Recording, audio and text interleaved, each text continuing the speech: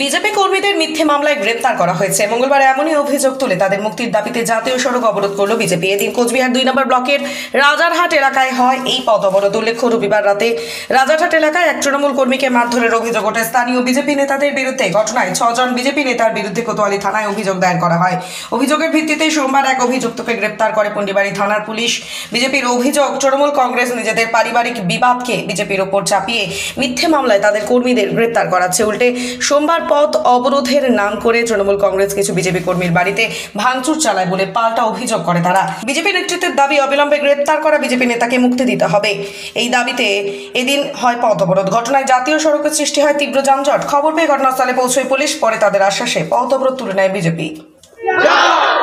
গতকালকে আমরা দেখেছি যে পারিবারিক আর গন্ডগোলকে কেন্দ্র করে ভারতীয় জনতা পার্টির সমস্ত 6 জন যারা পদাধিকারী তাদেরকে নাম দেওয়া হয়েছে। কালকে একজনকে অ্যারেস্ট করা হয়েছে, অথচ যে মানলো যারা তাদের উপরে কেস করা হলো এখনো একজনকেও গ্রেপ্তার করা হয়নি। সেই গ্রেপ্তারের দাবিতে এবং নির্দোষ এই যে ভারতীয় জনতা পার্টির কর্মী যারা কোনো এই ঘটনার সঙ্গে যুক্ত না তাদেরকে গ্রেপ্তার করছে তার মুক্তির দাবিতে, এবং আগামী দিনের যারা গন্ডগোল করেছে যারা তাদেরকে গ্রেপ্তারের দাবিতে আমরা আজকে রাস্তা অবরোধ করছি।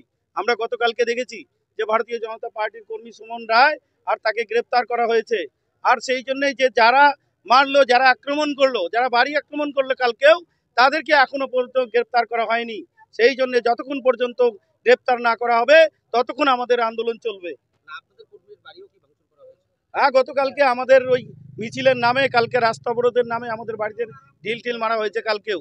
এর আগেও আমাদের বাড়িঘর ভাঙচুর, মহিলাকে শ্লীলতাহানি পর্যন্ত করেছে। সেই কেস আমরা দিয়েছি, এখনো পর্যন্ত একটা আসামিকেও গ্রেপ্তার করা হয়নি। সেই জন্য যদি আগামী দিনে যদি গ্রেপ্তার না করা হয় তাহলে বৃহত্তর আন্দোলন শুধু হবে না, পাল্টা দেওয়ার ব্যবস্থা হবে। তৃণমূল যদি বাড়াবাড়ি করে আমাদের বিধানসভায়, আমরা শান্তিপূর্ণ ভারতীয় জনতা পার্টির কর্মী না, শুধু সাধারণ মানুষ। আর এখানে আমরা সন্ত্রাস চাই না।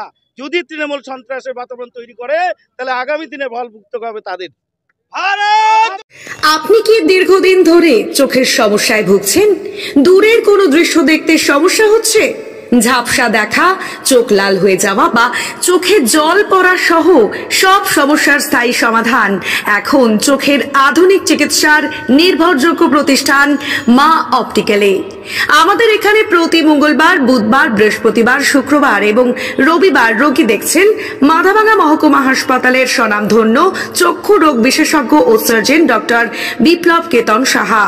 তাই আপনি এবং আপনার পরিবারের কারো চোখের সমস্যার সমাধানে আজই যোগাযোগ করুন মাথাভাঙা কলেজ মোড়ে মা অপটিক্যালে। আমাদের যোগাযোগ নাম্বার 9563975032। বিশেষ দ্রষ্টব্য, আমাদের এখানে সুলভ মূল্যে চশমার ফ্রেম, পাওয়ার গ্লাস এবং সানগ্লাস পাওয়া যায়।